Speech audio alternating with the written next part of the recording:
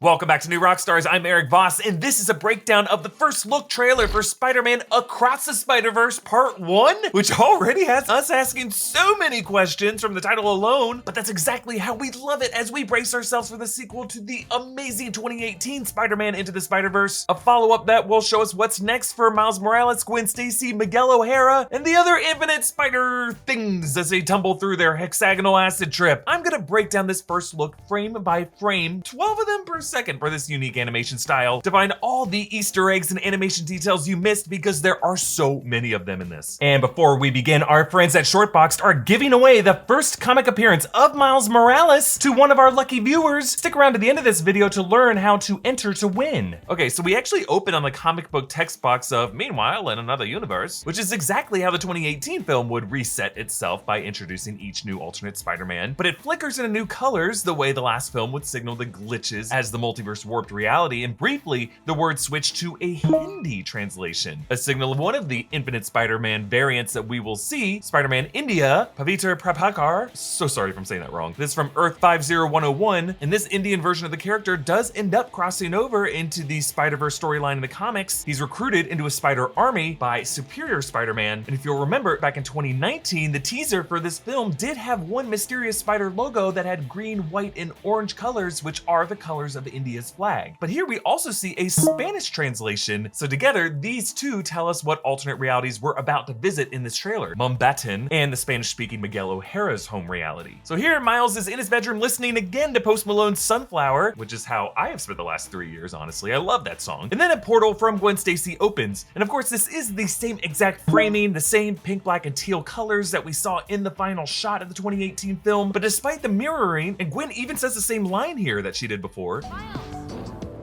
You got a minute? Miles!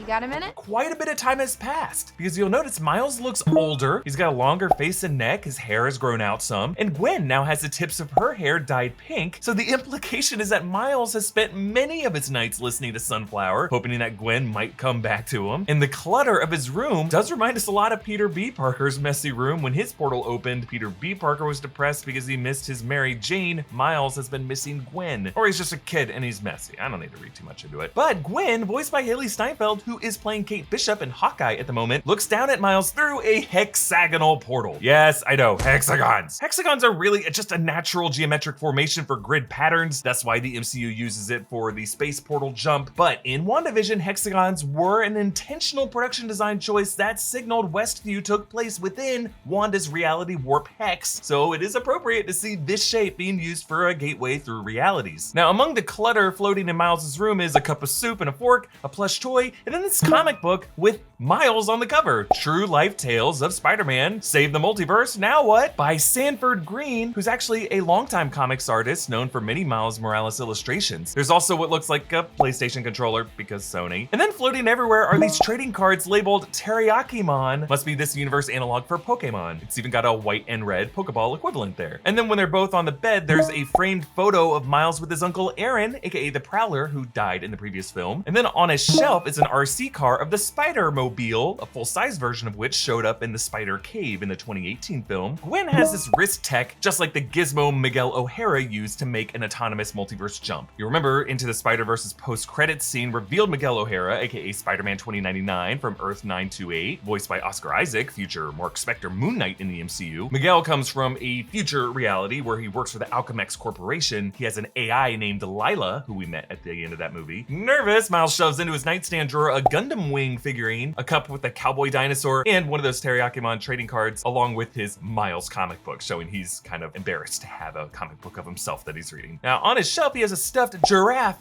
just like Kate Bishop did in Hawkeye, and like the stuffed giraffe in Wanda's nursery in WandaVision, and Dane Whitman wanted to be a giraffe in Eternals. It must all be connected.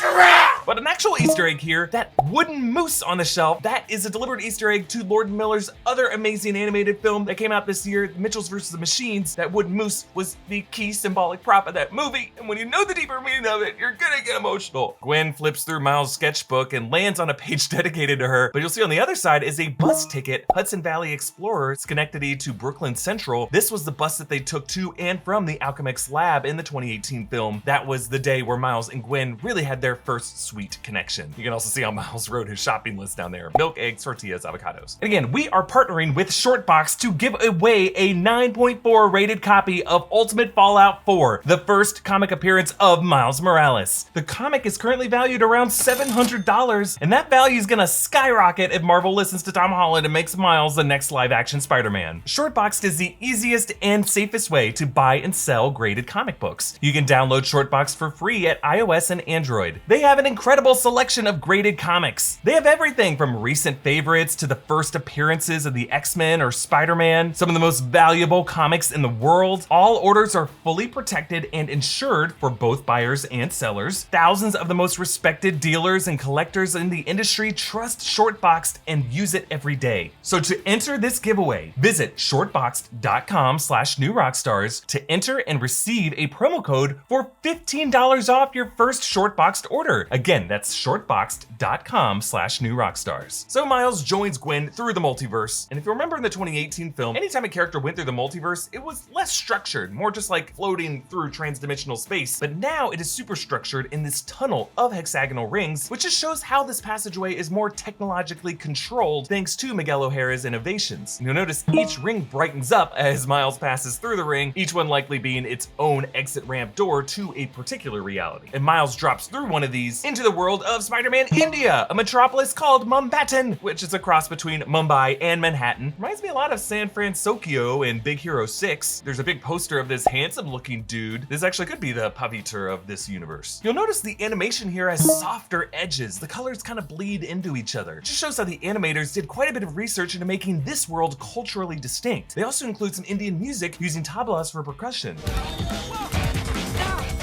And as Miles bounces off of the stuff here, the comic booky action words are all in Hindi and Tamil. The first translates to "Pre" for the cars that are honking at him as he's dropping past. And then on a sign, we see the name Kishore Taylor. And then when Miguel hits Miles, "Thak." And then as they both collide into the walkway right after that, "Dadam," which is like a Hindi word for thud. Meanwhile, the onlookers to the right say in Tamil the exclamation "Oye." And then lastly, my favorite of all these, the Hindi letters for thwip. There's not a Hindi word for thwip, they just went letter by letter to reconstruct it. That is awesome. So Miguel O'Hara grabs Miles, and on his multiverse wrist tech, he punches in 928. Again, that's Miguel O'Hara's home reality number. And then back through more hexagonal rings into what we assume is Earth 928, taking the form of a high-speed futuristic freeway with, you'll notice, Spanish holotext orbiting around it. I think that translates to "please follow the speed limit." There's also the inverted word Alchemix on the tunnel, suggesting that the corporation may have designed all the infrastructure of this world. You'll remember that is the same company of Olivia Octavius that Miles and Peter P. Parker were disrupting. So this is the same company that in the future of Miguel's reality, he is connected to. You'll notice Miguel's webbing glows as he thwips at Miles in these jagged angle lines. Just a cool way of making Miguel's elements more techy and distinct and wired in contrast to Miles's. And then as we transition into the title, you'll notice as Miles' spider logo rushes through all these alterations, just like in the 2019 teaser, in which the color tones hinted to